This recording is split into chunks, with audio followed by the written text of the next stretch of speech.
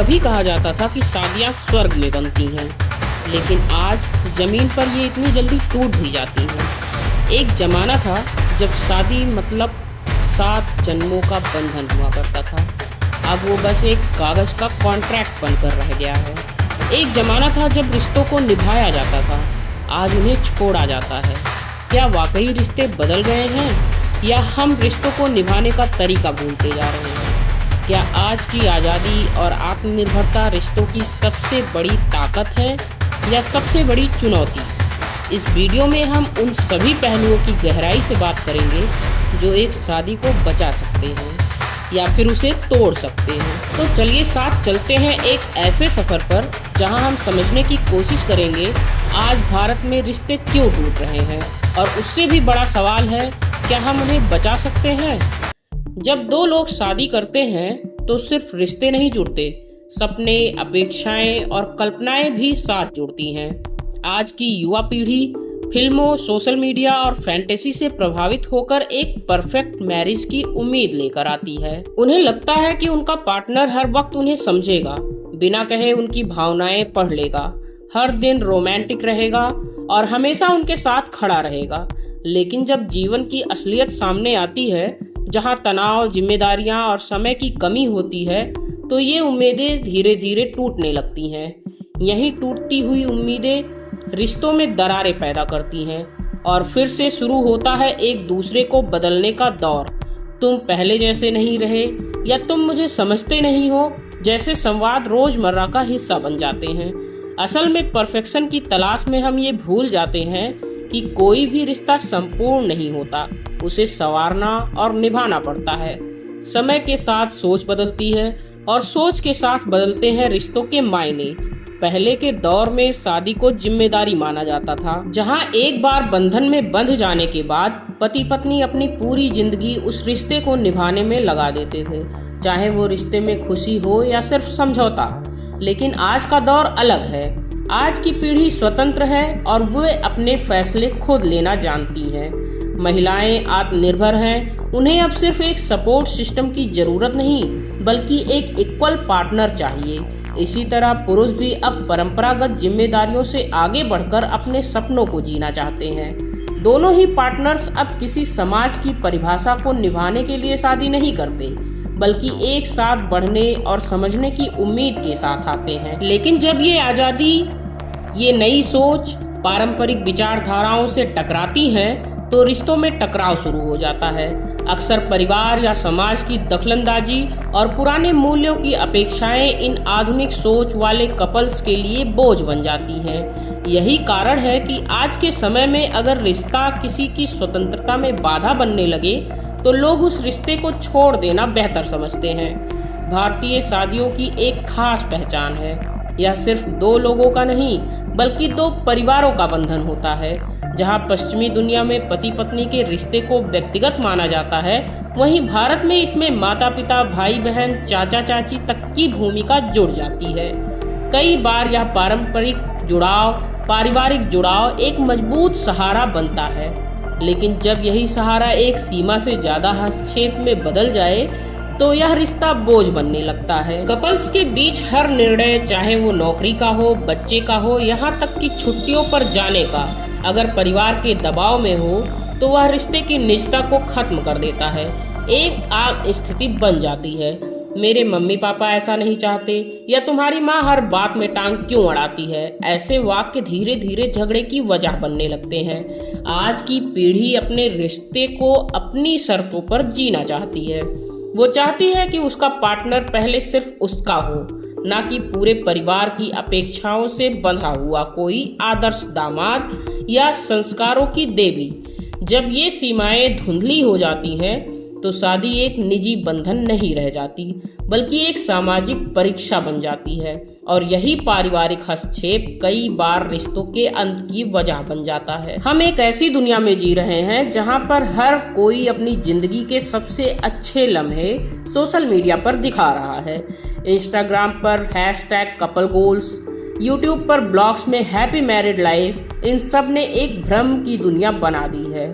लोग अब अपने रिश्ते की तुलना उस डिजिटल परफेक्शन से करने लगे हैं जो असल में शायद कभी था ही नहीं। जब हमें लगता है कि वो कपल रोज रोमांटिक डिनर पर जाते हैं तो हमें अपनी सादी सी दिनचर्या फीकी लगने लगती है। जब वो पार्टनर अपनी वाइफ को गिफ्ट्स देता है तो हमें लगता है हमारे पार्टनर में कमी है, लेकिन हम भूल जाते हैं सोशल मीडिया पर सिर्फ वो दिखता है जो दिखाया जाता है। पीछे की सच्चाई, संघर्ष और बहसें कैमरे से छुपी रहती हैं। यही तुलना धीरे धीरे रिश्तों में असंतोष का बीज बो देती है। पार्टनर से बार बार शिकायतें होने लगती हैं, तुम वैसा क्यों नहीं करते जैसा उसने किया, और यही बात एक खूबसूरत रिश्ते को खोखला बना देती है। रिश्तों की सबसे खूबसूरत बात होती है एक दूसरे को समझना, झुकना और समय पर मौन रह जाना।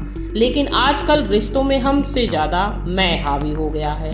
कभी बात सिर्फ इतनी होती है कि किसी एक को थोड़ा सा समझौता कर लेना चाहिए, पर वहाँ आत्मसम्मान की दीवार खड़ी हो जाती है।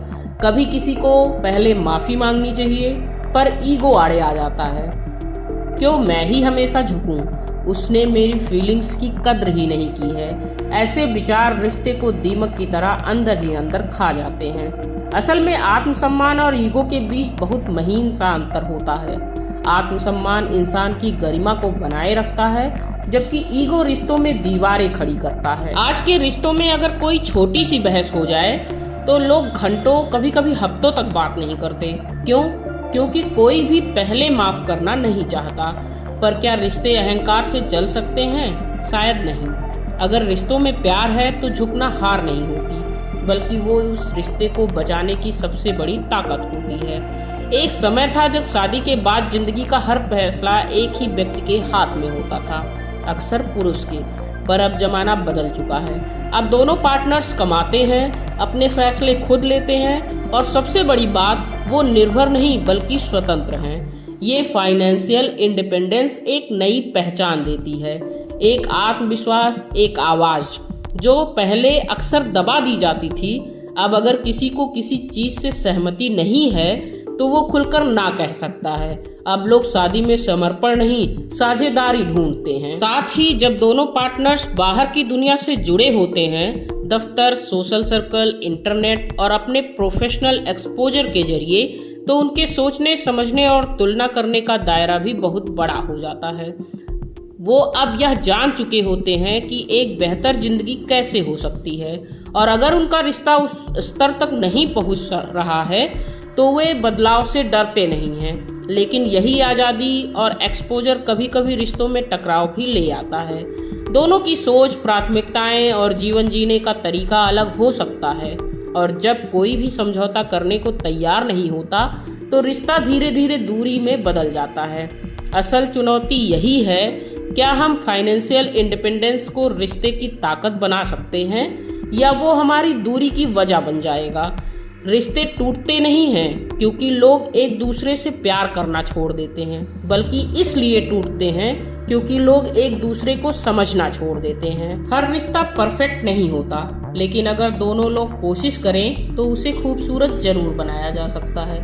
शादी कोई मंजिल नहीं, एक सफर है जिसमें समझ, धैर्य, संवाद और सम्मान सबसे जरूरी साथी है।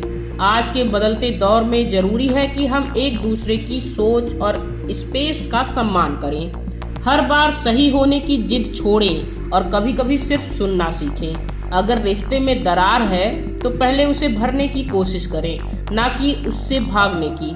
थेरेपी, काउंसलिंग और खुलकर बात करना ये कमजोरी नहीं बल्कि रिश्तों को बचाने की हिम्मत है।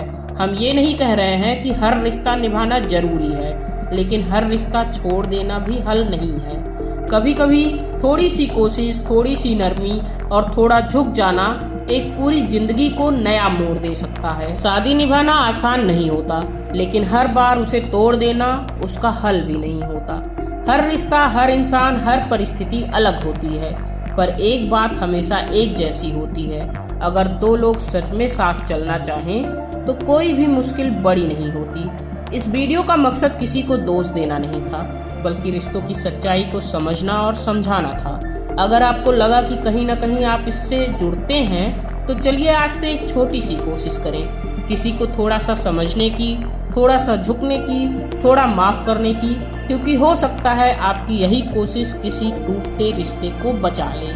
अगर वीडियो पसंद आया हो तो लाइक करें, शेयर करें और अपने विचार कमेंट्स में ज़रूर बताएं। और ऐसे ही समाज से जुड़े विषयों को गहराई से समझने के लिए चैनल को सब्सक्राइब करें। मिलते हैं अगले वीडियो में एक और सच्चाई के साथ। तब तक के लिए ख्याल रखिएगा।